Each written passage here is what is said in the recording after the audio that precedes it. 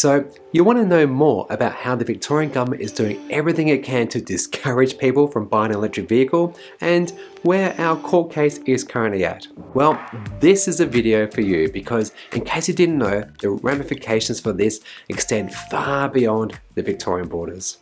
My name is Chris and this is Kath, and together we've been fighting the Victorian Government on this controversial electric vehicle tax that hinders EV uptake, fails to see the benefits of them through cleaner air and quieter streets, and now this.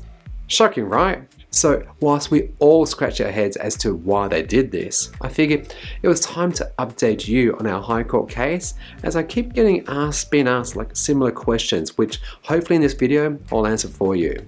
There are timestamps below, and whilst you're there, please do consider subscribing. It absolutely helps the channel out. And if you want to know more about this important topic, particularly as to where it may have started, the campaign launch I'll put a link up here for you. I'll leave it down below and I'll pin in the comments too. So if you want to see sort of where I started, like I've been on about this for years now, yeah, go check that out and you can just roll back in time, okay? If you've been buried under a rock and you don't know what I'm talking about, the next 45 seconds is for you. Ready? Let's get into it. Tim Pallas, the Victorian Treasurer, introduced the Zero and Low Emission Vehicle Distance-Based Charge Act in 2021. It imposes a 2.6 cent per kilometre charge on electric vehicles and 2.1 cents per kilometre on plug-in hybrid electric vehicles. It increases on the first day of the financial year, which last year was actually about a 4% increment. So I wonder what with inflation, state debt, what do you think is going to be this next year? Comment below if you know the answer. Anyhow, this tax covers all kilometres on all roads. Toll roads? Nah, you still got to pay it. Around Australia, you're still paying back to Victoria. Yeah, for those with plug-in hybrids, it's actually a triple whammy of a tax, as they're paying like excise, fuel excise, they're paying GST on that fuel, they're paying this tax as well. And those people, those with plug-in hybrids, can't say that their vehicle did X number of kilometres in pure battery electric mode. No, every single kilometre they travel is being taxed. So with that out of the way, first question I get is, why should I care? After all, I live in, let's say, South Australia or any other place in Australia that doesn't have this tax. And well, the answer is that all states and territories supported Victoria in the High Court defence. The technical term for this is interveners, and they were on the defence side, providing oral arguments as to why they, the states and territories, believe that they should be able to do this tax on vehicles, just like Victoria is now. You might already be aware that similar legislation like this tax is on the horizon for places in New South Wales, Tasmania, Western Australia and Queensland. And in those places, they're just waiting for maybe X year to come around, or for a certain percentage of electric vehicles to be actually the majority of cars, or 30% of the cars, and then it kicks in. Okay, next up, some people believe what Victoria is doing is simply a charge for every kilometre you travel, and that this isn't a tax that should be done, let's say, at federal level. After all, wouldn't it be silly to do that, right? It's enshrined in our constitution. First up, in our case, Victoria has already agreed that this is a tax, a road user charge, or insert whatever word you like. That is not in question here. We are arguing that constitutionally Victoria cannot do this tax, and it's for the High Court to decide if this is an excise or an inland consumption-based tax, like what you have on, let's say, cigarettes or alcohol. Next one is, doesn't this tax that Victoria collects pay for, let's say now, the axed EV rebate scheme, or let's say EV chargers?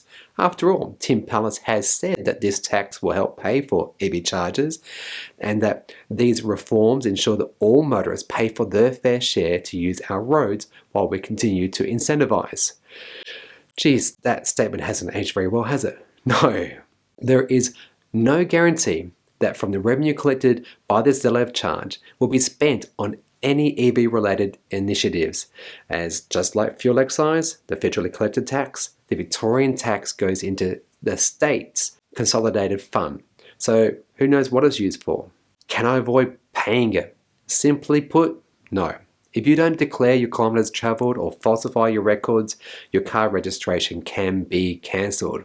It's actually happened already to hundreds of people so far, some of whom have done it on purpose, others who actually were unaware of needing to do it, and, well, due to bureaucratic error on big roads and the reg got cancelled.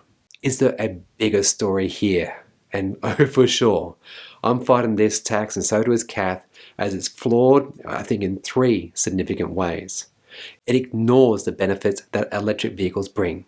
Right now, governments of all levels should be doing everything they can to decarbonise our world and reduce pollution.